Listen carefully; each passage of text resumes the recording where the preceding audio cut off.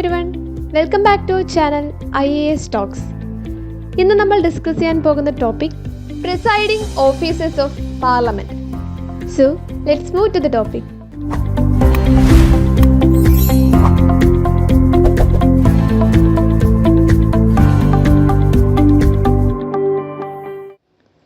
Presiding officers of parliament. പാർലമെന്റിലെ presiding officers ആരൊക്കെയാണ് എന്നുള്ളതാണ് ഇനി നോക്കാൻ പോകുന്നത്. So the first one is speaker. Speaker എന്ന ആശയം ഇന്ത്യ കടമെടുത്തിരിക്കുന്നത് ബ്രിട്ടനിൽ നിന്നാണ്. ആൻഡ് നമുക്കറിയാം, ലോകസഭാ അംഗങ്ങളിൽ നിന്നാണ് സ്പീക്കറെ തിരഞ്ഞെടുക്കുന്നത്. അതുകൊണ്ട് തന്നെയും ലോകസഭാ അധ്യക്ഷൻ എന്ന് പറയുന്നത് സ്പീക്കറായിരിക്കും. അടുത്തതായി സ്പീക്കറിൻ്റെ ഇലക്ഷൻ, എത്ര കാലാവധിയാണ് സ്പീക്കറായിട്ടിരിക്കുന്നത്, ഇത്തരം കാര്യങ്ങൾ നോക്കാം. സ്പീക്കറുടെ ഇലക്ഷൻ തീയതി, എന്നാണ് ഇലക്ഷൻ നടത്തേണ്ടതെന്നുള്ള കാര്യങ്ങളും അതുമായി ബന്ധപ്പെട്ട കാര്യങ്ങൾ തീരുമാനിക്കുന്നത് പ്രസിഡൻ്റാണ്. ആൻഡ് പുതിയ ലോകസഭാ അംഗങ്ങളുടെ ആദ്യത്തെ മീറ്റിങ്ങിന് തൊട്ട് മുമ്പായിരിക്കണം പഴയ ലോകസഭാ സ്പീക്കർ രാജിവെക്കേണ്ടത്. അതായത് ഇപ്പോൾ 2019 പുതിയ ലോകസഭ രൂപീകരിച്ചു. അതിനുശേഷം ഇപ്പോൾ അടുത്ത ഇലക്ഷൻ കഴിഞ്ഞു, 2024 ഇലക്ഷൻ കഴിഞ്ഞു. അപ്പോൾ 2024 പുതിയ ലോകസഭ മീറ്റിംഗ് കൂടുന്നതിന് മുൻപായിട്ട് എന്ത് ചെയ്യണം? 2019 കയറിയ ലോക്സഭാ സ്പീക്കർ ഉണ്ടല്ലോ, അദ്ദേഹം രാജിവെക്കണം. അങ്ങനെയാണ് അതിൻ്റെ വ്യവസ്ഥ. ഇനി ലോകസഭാ സ്പീക്കർക്ക് സ്ഥാനം നഷ്ടപ്പെടുന്ന കുറച്ച് സാഹചര്യങ്ങൾ പറയുന്നുണ്ട്. The first one is that Lok Sabha അംഗത്വം ഇല്ലാതാവുകയാണെങ്കിൽ സ്പീക്കറിൻ്റെ സ്ഥാനം നഷ്ടപ്പെടുന്നതായിരിക്കും, അല്ലെങ്കിൽ വെക്കേറ്റ് ചെയ്യേണ്ടതായിരിക്കും.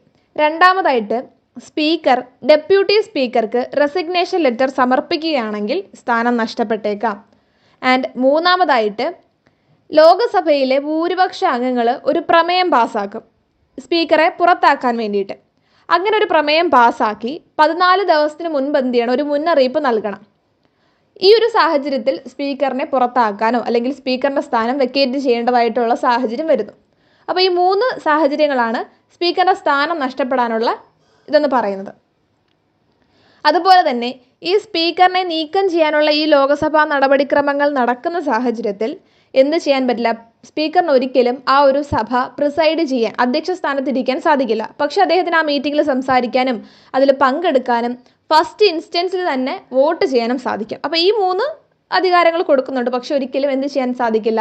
പ്രിസൈഡ് ചെയ്യാൻ, അധ്യക്ഷ സ്ഥാനം വഹിക്കാൻ സാധിക്കില്ല. The next one is that role, power and functions. സ്പീക്കറിൻ്റെ അധികാരവും ഉത്തരവാദിത്തങ്ങൾ എന്തൊക്കെയാണെന്നുള്ളത് നോക്കാം. ലോകസഭയുടെ ഹെഡാണ് സ്പീക്കർ എന്ന് പറയുന്നത്. And also power, privileges, members, house, committees, ഇതിൻ്റെ എല്ലാം ഗാർഡിയൻ എന്നറിയപ്പെടുന്നതും സ്പീക്കറിനെയാണ്. അതോടൊപ്പം തന്നെ പ്രിൻസിപ്പൽ സ്പോക്മാൻ ഓഫ് ഹൗസ് എന്നും സ്പീക്കറെ അറിയപ്പെടുന്നു. സ്പീക്കറുടെ തീരുമാനമായിരിക്കും അന്തിമം എന്ന് പറയുന്നത്. അതുപോലെ തന്നെ സ്പീക്കർക്കുള്ള പ്രധാനപ്പെട്ട ഒരു അധികാരം എന്ന് പറയുന്നത്, ഒരു ബില്ല് ധനകാര്യ ബില്ലാണോ, അതായത് മണി ബില്ലാണോ അല്ലയോ എന്ന് തീരുമാനമെടുക്കാനുള്ള അധികാരവും സ്പീക്കറിനുണ്ട്. ആൻഡ് ഓൾസോ ഇന്ത്യൻ ഭരണഘടനയുടെയും rules of procedure and conduct of business of ലോകസഭയുടെയും പാർലമെൻ്ററി പ്രസിഡൻസിൻ്റെയും എല്ലാം ഫൈനൽ ഇൻ്റർപ്രറ്റർ എന്ന് പറയുന്നത് സ്പീക്കറായിരിക്കും. മറ്റൊരു പ്രത്യേകത എന്ന് പറയുന്നത്, സ്പീക്കർക്കാണ് കാസ്റ്റിംഗ് വോട്ട് ചെയ്യാനുള്ള അധികാരം. അതായത് ഭരണഘടനാപരമായിട്ട് എന്തെങ്കിലും ഒരു പ്രതിസന്ധി വരികയാണ്, എന്തെങ്കിലും ഒരു വിഷയത്തിൽ ഇപ്പം അതിനെ അനുകൂലിച്ചുകൊണ്ടും പ്രതികൂലിച്ചുകൊണ്ടും വോട്ടൊക്കെ ചെയ്യുന്ന സാഹചര്യത്തിൽ തുല്യമായിട്ടാണ് വോട്ട് വന്നിരിക്കുന്നത്. അനുകൂലിച്ച് ഇപ്പം 30 വോട്ട്, പ്രതികൂലിച്ച് 30 വോട്ടാണ്. അപ്പോൾ ആ സമയത്ത് സ്പീക്കർ എന്ത് ചെയ്യാം? ഇതിലൊരു തീരുമാനം എടുക്കാം. ഏതെങ്കിലും ഒരു പക്ഷം എന്തായാലും വിജയിക്കണം. ആ സമയത്ത് സ്പീക്കർ വോട്ട് ചെയ്യാം. അതാണ് കാസ്റ്റിംഗ് വോട്ട് എന്ന് പറയുന്നത്. അതുപോലെ നമ്മൾ പറഞ്ഞു, എല്ലാ പാർലമെൻ്ററി കാര്യങ്ങളിലും ആരുടെ തീരുമാനമാണ് അന്തിമം? സ്പീക്കറുടെ തീരുമാനമാണ് അന്തിമം. അതുപോലെ തന്നെ അഡ്ജോൺ ചെയ്യാനും, ഈ ഒരു സെഷൻ അഡ്ജോൺ ചെയ്യാനും സസ്പെൻഡ് ചെയ്യാനും എല്ലാം ഉള്ള അധികാരം ആർക്കാണ്? സ്പീക്കറിനാണ്. അതായത് കോറം ഇല്ലാത്ത സാഹചര്യത്തിൽ അല്ലെങ്കിൽ ആബ്സെൻസ് ഓഫ് കോറത്തിൽ ആ ഒരു സെഷൻ അഡ്ജോൺ ചെയ്യാനും ആ ഒരു സെഷൻ സസ്പെൻഡ് ചെയ്യാനുമുള്ള അധികാരം സ്പീക്കർക്കാണ്. കോറം എന്ന് പറഞ്ഞാൽ ആ സഭയുടെ ആകെ അംഗസംഖ്യയുടെ 10-1 കോറം എന്ന് പറയുന്നത്. 1/10 മെമ്പേഴ്സ് പ്രസൻ്റ് ആയില്ല എന്നുണ്ടെങ്കിൽ എന്ത് ചെയ്യാൻ സാധിക്കും? ഒന്നെങ്കിൽ ആ സഭ പിരിച്ചുവിടാനോ അല്ലെങ്കിൽ സസ്പെൻഡ് ചെയ്യാനോ ഉള്ള അധികാരവും സ്പീക്കർക്കാണ് കൊടുത്തിരിക്കുന്നത്. അതുപോലെ ലോകസഭാ സെക്രട്ടേറിയറ്റിലെ വിവിധ ഉദ്യോഗസ്ഥരെയും ജീവനക്കാരെയും എല്ലാം നിയമിക്കുന്നതും ഇതെല്ലാം നിയന്ത്രിക്കുന്നതും സ്പീക്കറാണ്. ആൻഡ് ഓൾസോ സ്പീക്കറിനാണ് ജോയിൻറ്റ് സിറ്റിങ്ങിൽ, അതായത് 2 ഹൗസിൻ്റെയും ജോയിൻറ്റ് സിറ്റിങ്ങിൽ അധ്യക്ഷ സ്ഥാനം വഹിക്കാനുള്ള അനുമതി അല്ലെങ്കിൽ ആ ഒരു അധികാരമുള്ളത് സ്പീക്കറിനാണ്. അത് 108ാമത്തെ ആർട്ടിക്കിളിലാണ് അതിനെപ്പറ്റി പറയുന്നത്. ആൻഡ് ഒരു ഹൗസിൽ, അതായത് ഇപ്പോൾ സഭാ നേതാവിൻ്റെ ആവശ്യപ്രകാരം ഈ രഹസ്യമായിട്ട് മീറ്റിങ്ങുകൾ ഒക്കെ അനുവദിച്ചു കൊടുക്കാനുള്ള അധികാരം ആർക്കുണ്ട്? സ്പീക്കറിനുണ്ട്. പിന്നെ ഓൾറെഡി നമ്മൾ പറഞ്ഞു മണി ബിൽ ഡിസിഷൻ അല്ലേ, ഒരു ബില്ല് ധനകാര്യ ബില്ലാണോ അല്ലയോ എന്ന് തീരുമാനം എടുക്കാനുള്ളത് ലോക്സഭാ സ്പീക്കറിൻ്റെ അധികാരമാണ്. ആൻഡ് ഒരു വ്യക്തിയെ ഡിസ്ക്വാളിഫൈ ചെയ്യുക, അല്ലെങ്കിൽ നമ്മൾ ഓൾറെഡി കഴിഞ്ഞ വീഡിയോയിൽ നമ്മൾ ഡിസ്കസ് ചെയ്തിരുന്നു, ഡിസ്ക്വാളിഫൈ ചെയ്യുന്നത് അല്ലെങ്കിൽ ഡിഫെക്ഷൻ്റെ പേരിൽ ഡിസ്ക്വാളിഫൈ ചെയ്യുന്നത്, ഇതെല്ലാം തീരുമാനിക്കാനുള്ള അധികാരം സ്പീക്കറിനാണ്. സ്പീക്കർ ഇങ്ങനെ ഒരു തീരുമാനം എടുക്കുകയാണെന്നുണ്ടെങ്കിലും ഇതിനൊരു ജുഡീഷ്യൽ റിവ്യൂ എന്നുള്ളൊരു സാധ്യതയുണ്ട് കേട്ടോ. അത് 1992 സുപ്രീം കോടതി ഇത്തരത്തിലൊരു സാധ്യത കൊണ്ടുവന്നത്. ആൻഡ് അതുപോലെ തന്നെ ഇന്ത്യൻ പാർലമെൻ്ററി ഗ്രൂപ്പിൻ്റെ എക്സ് ഒഫീഷ്യോ ചെയർമാനും സ്പീക്കർ ആയിരിക്കും. എല്ലാ പാർലമെൻ്ററി കമ്മിറ്റീസിൻ്റെ ചെയർമാനെ അപ്പോയിൻമെൻറ്റ് ചെയ്യാനുള്ള അധികാരവും സ്പീക്കറിനാണ്. And the final one is that business advisory committee, rules committee, general purpose committee, ഇതിൻ്റെയൊക്കെയും ചെയർമാൻ സ്ഥാനം വഹിക്കുന്നതും സ്പീക്കറാണ്. The next topic is that independence and impartiality. സ്പീക്കറുടെ അവകാശങ്ങൾ എന്തൊക്കെയാണെന്നുള്ളത് നോക്കാം. സ്പീക്കറെ റിമൂവ് ചെയ്യുന്നതിന് ഒരു സ്പെഷ്യൽ മെജോറിറ്റി ഉണ്ടായിരിക്കണം. അതായത് കുറഞ്ഞത് 50 അംഗങ്ങളെങ്കിലും വോട്ട് ചെയ്തെങ്കിൽ മാത്രമേ സ്പീക്കറെ റിമൂവ് ചെയ്യാൻ സാധിക്കുകയുള്ളൂ. ഒരു പ്രമേയത്തിലൂടെ അല്ലാതെ, അതായത് ഒരു സബ്സ്റ്റാൻസീവ് മോഷനിലൂടെ അല്ലാതെ സ്പീക്കറിൻ്റെ പ്രവർത്തനങ്ങളെയോ നടപടികളെയോ ഇതിനെയൊന്നും ചർച്ച ചെയ്യാനോ ക്രിറ്റിസൈസ് ചെയ്യാനോ ഒന്നും സാധിക്കില്ല എന്നുള്ളതാണ് പ്രധാനപ്പെട്ട ഒരു പോയിന്റ്. ആൻഡ് സ്പീക്കറിൻ്റെ അധികാരങ്ങളും ഫങ്ഷൻസും ഇതെല്ലാം ഇതിനെപ്പറ്റി പറയുന്ന ആർട്ടിക്കിൾ 122 ഈ അധികാരങ്ങളെയും അല്ലെങ്കിൽ ഈ ഫങ്ഷൻസിനെയും ഒന്നും ക്വസ്റ്റ്യൻ ചെയ്യാൻ കോർട്ടിന് അധികാരമില്ല. അത്തരത്തിലൊരു സാധ്യത പറയുന്നില്ല. ലോക്സഭാ സ്പീക്കറുടെ സാലറി, അലൗൺസ് ഇതെല്ലാം ഫിക്സ് ചെയ്യുന്നത് പാർലമെൻ്റ് ആണ്. കൺസോളിഡേറ്റഡ് ഫണ്ട് ഓഫ് ഇന്ത്യയിൽ നിന്നാണ് സ്പീക്കറിന് സാലറിയൊക്കെ അനുവദിക്കുന്നത്. ആൻഡ് സ്പീക്കറിൻ്റെ സാലറിയെ പറ്റിയും അലൗൺസിനെ പറ്റിയിട്ടൊക്കെ പറയുന്ന ആർട്ടിക്കിൾ 97 സോ ഇത്രയും കാര്യങ്ങളാണ് ലോക്സഭാ സ്പീക്കറിനെ പറ്റി പ്രധാനമായിട്ടും നമ്മൾ അറിഞ്ഞിരിക്കേണ്ടത്. സോ നമുക്ക് പോയിന്റ്സ് വേഗം റീകളക്ട് ചെയ്യാം. ലോക്സഭാ സ്പീക്കർ എന്നുള്ള ഐഡിയ നമ്മൾ കടമെടുത്തിരിക്കുന്നത് ബ്രിട്ടനിൽ നിന്നാണ്. ലോക്സഭാ അംഗങ്ങളിൽ നിന്ന് തന്നെയാണ് സ്പീക്കറെ എലക്ട് ചെയ്യുന്നത്. ലോക്സഭയിൽ അധ്യക്ഷ സ്ഥാനം വഹിക്കുന്നത് സ്പീക്കറായിരിക്കും. ആൻഡ് സ്പീക്കറിൻ്റെ ഇലക്ഷൻ ഡേറ്റ് പ്രഖ്യാപിക്കുന്നത് അല്ലെങ്കിൽ തീരുമാനിക്കുന്നത് പ്രസിഡൻ്റ് ആണ്. പഴയ സ്പീക്കർ പുതിയ പാർലമെൻറ്റിൻ്റെ ഫസ്റ്റ് മീറ്റിങ്ങിന് തൊട്ട് മുമ്പായിട്ട് റിസൈൻ ചെയ്യേണ്ടതായിട്ടുണ്ട്. ആൻഡ് ലോക്സഭയുടെ കാലാവധി എത്രയാണോ അത്രയും കാലമായിരിക്കും സ്പീക്കറും ആ ഒരു സ്ഥാനത്ത് തുടരുന്നത്. സ്പീക്കറിൻ്റെ സ്ഥാനം നഷ്ടപ്പെടാനുള്ള സാധ്യതയെന്ന് പറയുന്നത് ഒന്നാമതായിട്ട് ലോക്സഭ അംഗത്വം നഷ്ടപ്പെടുകയാണെങ്കിൽ, രണ്ടാമതായിട്ട് ഡെപ്യൂട്ടി സ്പീക്കർക്ക് രാജി സമർപ്പിക്കുകയാണെങ്കിൽ, മൂന്നാമതായിട്ട് ലോക്സഭയിലെ ഭൂരിപക്ഷ അംഗങ്ങൾ ഒരു പ്രമേയം പാസ്സാക്കി, അതായത് സ്പീക്കറിനെ നീക്കം ചെയ്യാൻ വേണ്ടി ഒരു പ്രമേയം പാസ്സാക്കുകയും 14 ദിവസത്തിന് മുൻപായിട്ടൊരു മുന്നറിയിപ്പ് നൽകുകയും ചെയ്യുകയാണെന്നുണ്ടെങ്കിൽ ഈ പറയുന്ന പോലെ സ്പീക്കറിൻ്റെ സ്ഥാനം നഷ്ടമാകുന്നതായിരിക്കും. അതുപോലെ സ്പീക്കറെ നീക്കം ചെയ്യാനുള്ള ഈ ഒരു ലോക്സഭാ നടപടിക്രമങ്ങൾ നടക്കുന്നതിനിടയിൽ അദ്ദേഹത്തിന് ഒരിക്കലും അധ്യക്ഷ സ്ഥാനം വഹിക്കാൻ പറ്റില്ല. പക്ഷേ മീറ്റിങ്ങിലൊക്കെയും സംസാരിക്കുവാനും പങ്കെടുക്കുവാനും അതോടൊപ്പം തന്നെ ഫസ്റ്റ് ഇൻസ്റ്റൻസിൽ തന്നെ വോട്ട് ചെയ്യാനുമുള്ള അധികാരം കൊടുക്കുന്നുണ്ട്. ആൻഡ് ഇനി പവറിലേക്കും ഫങ്ഷനിലേക്കൊക്കെ വരുവാണെന്നുണ്ടെങ്കിൽ ലോക്സഭയുടെ ഹെഡ് എന്നറിയപ്പെടുന്നതും power, privileges, members, house, committee ഇതിൻ്റെയൊക്കെയും ഗാർഡിയനും സ്പീക്കറായിരിക്കും. സ്പീക്കറെ പ്രിൻസിപ്പൽ സ്പോക്മാൻ ഓഫ് ഹൗസ് എന്നാണ് അറിയപ്പെടുന്നത്. പാർലമെൻ്ററി പ്രൊസീഡിങ്സിലെ എല്ലാത്തിൻ്റെയും ഫൈനൽ ഡിസിഷൻ എടുക്കുന്നത് സ്പീക്കറായിരിക്കും. അതുപോലെ തന്നെ constitution of India, rules of procedure and conduct of business of Lok Sabha and parliamentary precedents ഇതിൻ്റെ എല്ലാം ഫൈനൽ ഇൻ്റർപ്രറ്ററും സ്പീക്കർ തന്നെ ആയിരിക്കും. അതുപോലെ കോറത്തിൻ്റെ ആബ്സെൻസിൽ ആ ഒരു സെഷൻ അഡ്ജോൺ ചെയ്യാനും സസ്പെൻഡ് ചെയ്യാനുമുള്ള അധികാരം സ്പീക്കർക്കാണ്. ആൻഡ് നമ്മൾ പറഞ്ഞു കാസ്റ്റിംഗ് വോട്ടിനെ പറ്റി അല്ലേ, ഭരണഘടനാപരമായിട്ട് എന്തെങ്കിലും പ്രതിസന്ധികൾ വരികയാണെന്നുണ്ടെങ്കിൽ അത് പരിഹരിക്കാൻ വേണ്ടിയിട്ട് സ്പീക്കറിന് വോട്ട് ചെയ്യാൻ സാധിക്കും. അതിനെയാണ് കാസ്റ്റിംഗ് വോട്ട് എന്ന് പറയുന്നത്. ജോയിൻറ്റ് സിറ്റിംഗ് പ്രിസൈഡ് ചെയ്യുന്നത് സ്പീക്കർ ആയിരിക്കും. സീക്രട്ട് സിറ്റിംഗ്, സഭാ നേതാവിൻ്റെ അഭ്യർത്ഥന അനുസരിച്ച് ഒരു സീക്രട്ട് സിറ്റിംഗ് ആവശ്യമുണ്ടെങ്കിൽ അതിന് അധികാരം നൽകാനുള്ള പവറും സ്പീക്കറിനാണ്. പിന്നീട് ഒരു ബില്ല് ധനകാര്യ ബില്ലാണോ അല്ലയോ എന്ന് തീരുമാനമെടുക്കാനുള്ള അധികാരം സ്പീക്കറിൽ നിക്ഷിപ്തമായിരിക്കുന്നു. ഡിസ്ക്വാളിഫിക്കേഷൻ, ഡിഫെക്ഷൻ ഇതിൻ്റെയൊക്കെ അന്തിമ തീരുമാനമെടുക്കുന്നത് സ്പീക്കറാണ്. ഇന്ത്യൻ പാർലമെൻ്ററി ഗ്രൂപ്പിൻ്റെ എക്സ് ഒഫീഷ്യോ ചെയർമാനും അതുപോലെ business advisory committee, rules committee, general purpose committee എന്നിവയുടെ ചെയർമാൻ സ്ഥാനവും വഹിക്കുന്നത് സ്പീക്കറാണ്.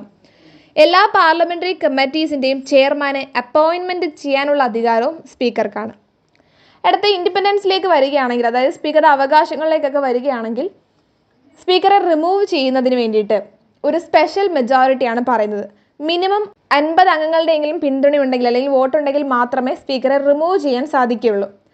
ഒരു പ്രമേയത്തിലൂടെ അല്ലാതെ സ്പീക്കറുടെ പ്രവർത്തനങ്ങളെയോ നടപടികളെയോ ഒന്നും ചർച്ച ചെയ്യാനോ വിമർശിക്കാനോ ഉള്ള സാധ്യത ഇല്ല, അല്ലെങ്കിൽ അതിനുള്ള അധികാരമില്ല. അദ്ദേഹത്തിൻ്റെ പവറിനെ പറ്റിയും ഫങ്ഷനെ പറ്റിയും ഒക്കെ ആർട്ടിക്കിൾ 122 പറയുന്നത്. അതൊരിക്കലും നോട്ട് സബ്ജക്റ്റഡ് ടു ജൂറിസ്ഡിക്ഷൻ. കോർട്ടിന് ഇതിൻ്റെ പേരിൽ യാതൊരുവിധ മൂവ്മെൻറ്റും അല്ലെങ്കിൽ മൂവും എടുക്കാൻ സാധിക്കുകയില്ല. സ്പീക്കറുടെ സാലറി, അലൗൺസ് ഇതെല്ലാം ഫിക്സ് ചെയ്തിരിക്കുന്നത് പാർലമെൻറ്റാണ്. കൺസോളിഡേറ്റ് ഫണ്ട് ഓഫ് ഇന്ത്യയിൽ നിന്നാണ് സാലറി അലൗൺസ് ഒക്കെ സ്വീകരിക്കുന്നത്. ആൻഡ് ആർട്ടിക്കിൾ 97 ഇതിനെപ്പറ്റി പറയുന്നത്. ലോകസഭ സെക്രട്ടറി ജനറലിനെയും അപ്പോയിൻമെൻറ്റ് ചെയ്യുന്നത് സ്പീക്കറാണ്.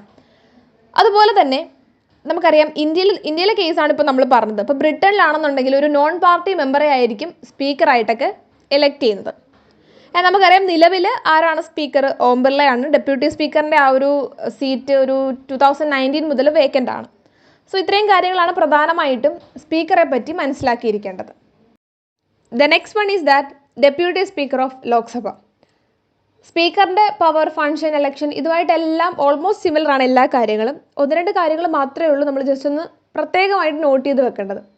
So moving to the topic, സ്പീക്കറിൻ്റെ ഇലക്ഷൻ കഴിഞ്ഞാൽ ഉടനെ തന്നെ ഡെപ്യൂട്ടി സ്പീക്കറിൻ്റെ ഇലക്ഷനും നടത്തും. And similar to the speaker, Lok Sabha അംഗങ്ങളിൽ നിന്നാണ് ഡെപ്യൂട്ടി സ്പീക്കറിനെ തിരഞ്ഞെടുക്കുന്നത്. ഡെപ്യൂട്ടി സ്പീക്കറിൻ്റെ ഇലക്ഷനും അതുമായി ബന്ധപ്പെട്ട കാര്യങ്ങളെല്ലാം നിർണ്ണയിക്കുന്നത് അല്ലെങ്കിൽ തീരുമാനമെടുക്കുന്നത് സ്പീക്കറാണ്. ഡെപ്യൂട്ടി സ്പീക്കറിൻ്റെ ആ ഒരു സ്ഥാനം വെക്കേറ്റ് ചെയ്യേണ്ട സാഹചര്യം എന്ന് പറഞ്ഞാൽ സ്പീക്കറിൻ്റെ അതേ കാര്യങ്ങൾ തന്നെയാണ്. ഒന്നെങ്കിൽ അദ്ദേഹത്തിന് ലോക്സഭ അംഗത്വം നഷ്ടമായിരിക്കണം. Second one is that deputy speaker resignation letter സ്പീക്കറിന് സമർപ്പിക്കുകയാണെങ്കിൽ. And the third one is that ലോകസഭയിലെ ഭൂരിപക്ഷ അംഗങ്ങൾ എന്ത് ചെയ്യാണ്? ഒരു പ്രമേയം പാസ്സാക്കി ഇതിന് വേണ്ടിയിട്ട് ഡെപ്യൂട്ടി സ്പീക്കറിനെ നീക്കം ചെയ്യാൻ വേണ്ടിയിട്ട്. അങ്ങനെയാണെന്നുണ്ടെങ്കിൽ 14 ദിവസം മുൻപേ ഒരു അഡ്വാൻസ് നോട്ടീസ് കൊടുക്കുകയാണ്. അപ്പോൾ ആ ഒരു പ്രോസസ്സിലൂടെ എന്ത് ചെയ്യാൻ പറ്റും? ഡെപ്യൂട്ടി സ്പീക്കറിനെ ആ സ്ഥാനത്ത് നിന്നും പുറത്താക്കാൻ സാധിക്കും. ആൻഡ് പവർ, ഫങ്ഷൻ, സാലറി അതിലേക്കൊക്കെ വരികയാണെങ്കിൽ സ്പീക്കറിൻ്റെ സീറ്റ് വേക്കൻ്റ് ആവുന്ന സാഹചര്യത്തിൽ സ്പീക്കറിൻ്റെ അതേ അധികാരത്തിൽ ആർക്കവിടെ ആക്ട് ചെയ്യാൻ സാധിക്കും? ഡെപ്യൂട്ടി സ്പീക്കറിന് ആക്ട് ചെയ്യാൻ സാധിക്കും. സ്പീക്കറിൻ്റെ അഭാവത്തിൽ 2 ഹൗസുകളുടെയും ജോയിൻറ്റ് സിറ്റിംഗ് ഉണ്ടല്ലോ, ജോയിൻറ്റ് സിറ്റിംഗ് പ്രൊസീഡ് ചെയ്യാനുള്ള അധികാരം അല്ലെങ്കിൽ ആ ഒരു ഫുൾ പവർ ആർക്കാണ്? ഡെപ്യൂട്ടി സ്പീക്കറിനാണ്. ആൻഡ് പ്രധാനമായിട്ടും നമ്മൾ ഓർത്തിരിക്കേണ്ട ഒരു കാര്യം എന്ന് പറഞ്ഞാൽ, ഇപ്പോൾ സ്പീക്കർ, ഡെപ്യൂട്ടി സ്പീക്കർ എന്ന് കേൾക്കുമ്പോൾ ഡെപ്യൂട്ടി സ്പീക്കർ എന്ന് പറയുന്നത് സ്പീക്കറിന് സബോർഡിനേറ്റ് ആയിട്ടാണ് അല്ലേ ഡെപ്യൂട്ടി സ്പീക്കർ, ഡെപ്യൂട്ടി ചെയർമാൻ എന്നൊക്കെ പറയുന്നത്. പക്ഷേ ഇവിടെ ഡെപ്യൂട്ടി സ്പീക്കർ എന്ന് പറയുന്നത് ഒരിക്കലും സ്പീക്കറിന് സബോർഡിനേറ്റ് അല്ല. മറിച്ച് ഡെപ്യൂട്ടി സ്പീക്കർ എന്ന് പറയുന്നത് ഹൗസിനോടാണ് ഡയറക്റ്റ് റെസ്പോൺസിബിലിറ്റി ഉള്ളത്. ഒരിക്കലും സ്പീക്കറിനോടല്ല, മറിച്ച് ഹൗസിനോടാണ് അദ്ദേഹം റെസ്പോൺസിബിൾ ആയിരിക്കുന്നത്. അതുപോലെ ഡെപ്യൂട്ടി സ്പീക്കറായി ഒരു വ്യക്തി ചുമതല ഏൽക്കുമ്പോൾ അദ്ദേഹം ഓട്ടോമാറ്റിക്കായിട്ട് തന്നെയും പാർലമെൻ്ററി കമ്മിറ്റിയുടെ ചെയർമാനായും സ്ഥാനമേൽക്കുകയാണ്. ആൻഡ് ലൈക്ക് വൈസ് സ്പീക്കറെ പോലെ തന്നെ ഫസ്റ്റ് ഇൻസ്റ്റൻറ്റിൽ അദ്ദേഹത്തിന് വോട്ടില്ല, പക്ഷേ കാസ്റ്റിംഗ് വോട്ട് ചെയ്യാനുള്ള അധികാരം നൽകിയിട്ടുണ്ട്. ആൻഡ് അദ്ദേഹത്തെ റിമൂവ് ചെയ്യുന്ന ആ ഒരു പീരീഡ് ഓൾറെഡി നമ്മൾ സ്പീക്കറിൻ്റെ ഇതിൽ പറഞ്ഞു. ഡെപ്യൂട്ടി സ്പീക്കറിനെ നീക്കം ചെയ്യാനുള്ള ആ ലോകസഭാ നടപടിക്രമങ്ങളൊക്കെ നടക്കുന്ന സാഹചര്യത്തിൽ എന്ത് ചെയ്യാൻ സാധിക്കത്തില്ല? അദ്ദേഹത്തിന് സിറ്റിംഗ് പ്രൊസീഡ് ചെയ്യാൻ പറ്റത്തില്ല. പക്ഷേ ആ ഒരു മീറ്റിങ്ങിൽ പങ്കെടുക്കാനും സംസാരിക്കുവാനും ഫസ്റ്റ് ഇൻസ്റ്റൻറ്റിൽ വോട്ട് ചെയ്യാനുമുള്ള ആ ഒരു പവർ കൊടുത്തിട്ടുണ്ട്. ആൻഡ് ഡെപ്യൂട്ടി സ്പീക്കറിൻ്റെ സാലറി, അലൗൺസ് ഇതെല്ലാം കൺസോളിഡേറ്റ് ഫണ്ട് ഓഫ് ഇന്ത്യയിൽ നിന്നാണ്. പിന്നീട് പ്രധാനമായിട്ട് ഓർത്തിരിക്കേണ്ട മറ്റൊരു പോയിന്റ് എന്ന് പറയുന്നത് 10ാം ലോകസഭ വരെ ഡെപ്യൂട്ടി സ്പീക്കറിനെയും റൂളിംഗ് പാർട്ടിയിൽ നിന്നായിരുന്നു സെലക്ട് ചെയ്തിരുന്നത്. എന്നാൽ 11ാം ലോകസഭ മുതൽ സ്പീക്കറിനെ റൂളിംഗ് പാർട്ടിയിൽ നിന്നും ഡെപ്യൂട്ടി സ്പീക്കറിനെ ഒപ്പോസിഷൻ പാർട്ടിയിൽ നിന്നുമാണ് സെലക്ട് ചെയ്തത്. സോ ഇത്രയും കാര്യങ്ങളേ ഉള്ളൂ ഡെപ്യൂട്ടി സ്പീക്കറുമായി ബന്ധപ്പെട്ട പോയിന്റ്സ്. ഓൾറെഡി നമ്മൾ സ്പീക്കറിന് അതേ കാര്യങ്ങൾ തന്നെയാണ്, 2 കാര്യങ്ങളേ ഉള്ളൂ അതിൽ നിന്ന് കുറച്ച് വ്യത്യസ്തമായിട്ടുള്ളത്. സോ പോയിന്റ് റീകളക്ട് ചെയ്യുന്നില്ല. Moving to the next topic, panel of chairperson of Lok Sabha. ലോകസഭയിൽ ഒരു പാനൽ ഓഫ് ചെയർപേഴ്സൺ ഉണ്ട്. സോ എന്താണ് അതിൻ്റെ ഫംഗ്ഷൻ, അല്ലെങ്കിൽ എന്താണ് ആ ഒരു പാനലിൻ്റെ ആവശ്യകത എന്നുള്ളത് നമുക്ക് നോക്കാം. ലോകസഭാ ചട്ടങ്ങൾ പ്രകാരം, അതായത് റൂൾസ് ഓഫ് ലോക്സഭ പ്രകാരം സ്പീക്കർക്ക് ലോകസഭാ അംഗങ്ങൾക്കിടയിൽ നിന്നും ചെയർപേഴ്സൺമാരുടെ ഒരു പാനൽ നാമനിർദ്ദേശം ചെയ്യാൻ സാധിക്കും. എന്നാൽ ആ പാനലിലെ അംഗങ്ങളുടെ മാക്സിമം നമ്പർ എന്ന് പറയുന്നത് 10 ആയിരിക്കണം. 10ൽ കൂടുതൽ അംഗങ്ങളെ ആ പാനലിലേക്ക് നിയമിക്കാൻ സാധ്യമല്ല. സോ എന്തായിരിക്കും ഇവരുടെ ഫങ്ഷൻസ്, പവേഴ്സൊക്കെ? ഇവരുടെ ഫങ്ഷനിങ് അല്ലെങ്കിൽ പവർ എന്ന് പറയുന്നത് സ്പീക്കറോ ഡെപ്യൂട്ടി സ്പീക്കറോ ആബ്സെൻ്റ് ആകുന്ന സാഹചര്യത്തിൽ ഈ ചെയർപേഴ്സണിൽ നിന്ന് ഒരാളെ ഓൾറെഡി തിരഞ്ഞെടുത്തിട്ടുണ്ടായിരിക്കാം. ഇതിനു വേണ്ടിയിട്ടാണ് സ്പീക്കറോ ഡെപ്യൂട്ടി സ്പീക്കറോ ആബ്സെൻ്റ് ആവുന്ന സാഹചര്യത്തിൽ സഭയുടെ അധ്യക്ഷ സ്ഥാനം വഹിക്കാൻ വേണ്ടി. So note the word absent ആകുന്ന സാഹചര്യത്തിൽ മാത്രമേ ചെയർപേഴ്സണിൽ ഒരാൾക്ക് ഇത്തരത്തിൽ അധ്യക്ഷ സ്ഥാനം വഹിക്കാൻ കഴിയൂ. പക്ഷേ സ്പീക്കറോ അല്ലെങ്കിൽ ഡെപ്യൂട്ടി സ്പീക്കറിൻ്റെയോ സീറ്റ് വേക്കൻ്റ് ആയി കിടക്കുന്ന സാഹചര്യത്തിൽ ഒരിക്കലും ചെയർപേഴ്സണിൽ ഒരാൾക്ക് ഇത്തരത്തിൽ അധ്യക്ഷ സ്ഥാനം വഹിക്കാൻ സാധ്യമല്ല. സോ അത് തമ്മിൽ മാറിപ്പോരുത്, വളരെ പ്രധാനപ്പെട്ട ഒരു പോയിൻ്റാണ്.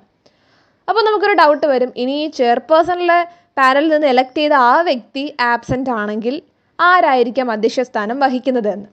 ഇത്തരത്തിൽ ചെയർപേഴ്സൺ പാനൽ അംഗവും ഹാജരാകാതിരുന്നാൽ സഭ എന്ത് ചെയ്യും? ഒരാളെ തീരുമാനിക്കും, അദ്ദേഹമായിരിക്കും സ്പീക്കറിൻ്റെ സ്ഥാനം വഹിക്കുക. എന്നാൽ ഇത്തരത്തിൽ സീറ്റ് വേക്കൻ്റ് ആവുന്ന ഒരു സാഹചര്യം വരികയാണെങ്കിൽ പ്രസിഡന്റ് എന്ത് ചെയ്യും? ഒരു പ്രത്യേക ശുപാർശയിലൂടെ സഭയിലെ ഒരു അംഗത്തിനെ താൽക്കാലികമായിട്ട്, നമ്മൾ പ്രോട്ടേം സ്പീക്കർ എന്നൊക്കെ പറഞ്ഞില്ലേ, അപ്പോൾ താൽക്കാലികമായിട്ട് ഒരു സ്പീക്കറിനെ നാമനിർദ്ദേശം ചെയ്യും. അതിനുശേഷം പിന്നീട് സ്പീക്കറിൻ്റെ ഇലക്ഷനൊക്കെ അനൗൺസ് ചെയ്ത് ഉടൻ തന്നെ ഇലക്ഷനും കാര്യങ്ങളൊക്കെ നടത്തും. സോ ഇതാണ് panel of chairperson of Lok Sabha എന്ന് പറയുന്നത്. വളരെ 1-2 പോയിന്റ് മാത്രമേ ഉള്ളൂ, സോ നോട്ട് ചെയ്ത് വെക്കാം. സ്പീക്കറിൻ്റെ സെഷനിലെ ലാസ്റ്റ് പോർഷനാണ് പ്രോട്ടേം സ്പീക്കർ അഥവാ സ്പീക്കർ പ്രോട്ടേം. ഓൾറെഡി നമ്മൾ സ്പീക്കറിൻ്റെ സെഷനിൽ ഡിസ്കസ് ചെയ്തിരുന്നു. പുതുതായി തിരഞ്ഞെടുക്കപ്പെട്ട ലോകസഭയുടെ ഫസ്റ്റ് മീറ്റിങ്ങിന് മുൻപായിട്ട് പഴയ ലോകസഭാ സ്പീക്കർ തൻ്റെ സ്ഥാനം ഒഴിയണമെന്നുള്ളത്.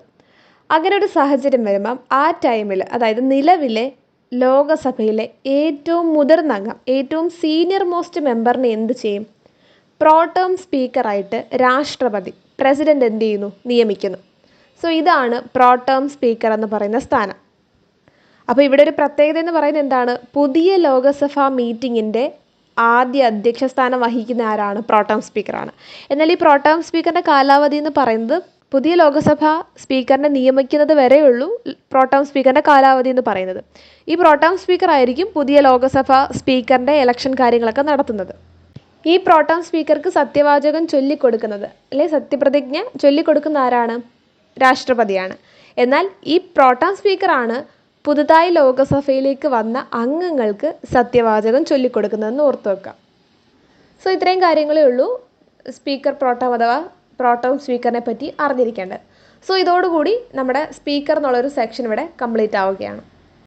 Moving to the next topic, chairman of Rajya Sabha.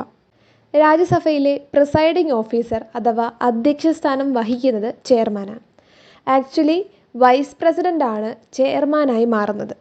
ഉദാഹരണത്തിന് നമ്മുടെ ഇന്ത്യയിൽ വൈസ് പ്രസിഡൻ്റായി ഒരാൾ അധികാരത്തിലെത്തുമ്പോൾ ആ വ്യക്തി തന്നെ ഓട്ടോമാറ്റിക്കലി എന്തായി മാറുകയാണ്? രാജ്യസഭയുടെ ചെയർമാനായി മാറുകയാണ്. സോ വൈസ് പ്രസിഡൻ്റ് എന്ന് പറയുന്നത് എക്സ് ഒഫീഷ്യോ ചെയർമാനാണ്. ഇതിനെപ്പറ്റി പറയുന്നത് ആർട്ടിക്കിൾ 64 ആൻഡ് രാജ്യസഭാ ചെയർമാനെ പറ്റി പറയുന്നത് ആർട്ടിക്കിൾ 89 ചെയർമാനെ പറ്റിയും ഡെപ്യൂട്ടി ചെയർമാനെ പറ്റിയും പറയുന്ന ആർട്ടിക്കിളാണ് ആർട്ടിക്കിൾ 89. വൈസ് പ്രസിഡൻ്റായി ആക്ട് ചെയ്യുന്ന സാഹചര്യത്തിൽ അദ്ദേഹം ഒരിക്കലും ചെയർമാനായിട്ട് അധ്യക്ഷ സ്ഥാനം വഹിക്കാൻ സാധിക്കില്ല.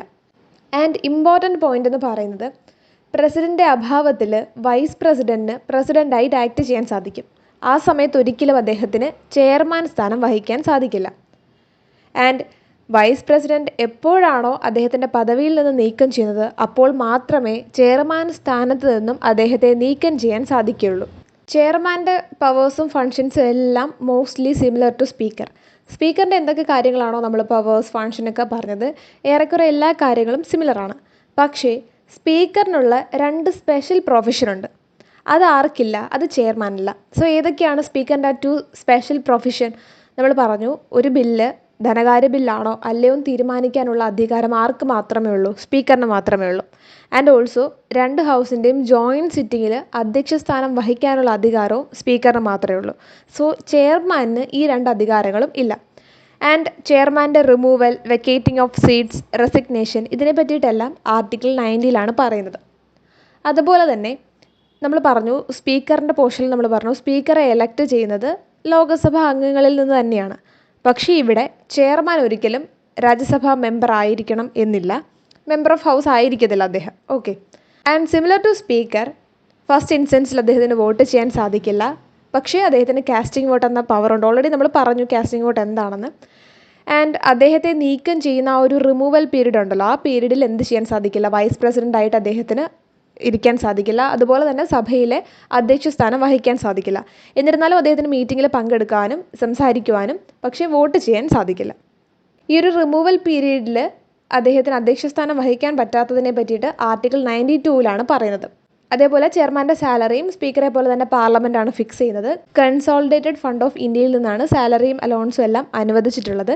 ഇതിനെപ്പറ്റി പറയുന്നത് ആർട്ടിക്കിൾ 97 അതുപോലെ വളരെ പ്രധാനപ്പെട്ട ഒരു പോയിന്റ് എന്ന് പറയുന്നത് പ്രസിഡൻ്റ് അഭാവത്തിൽ വൈസ് പ്രസിഡൻ്റായി ആക്ട് ചെയ്യുമ്പോൾ അദ്ദേഹത്തിൻ്റെ സാലറി അലവൻസ് ഇതെല്ലാം പ്രസിഡൻറ്റിന് അനുവദിച്ചിട്ടുള്ള സാലറിയും അലവൻസും കാര്യങ്ങളൊക്കെ ആയിരിക്കും ലഭ്യമാവുക. ഒരിക്കലും ചെയർമാൻ്റെ സാലറി അലവൻസും കാര്യങ്ങളൊന്നും ആയിരിക്കില്ല ലഭ്യമാകുന്നത്.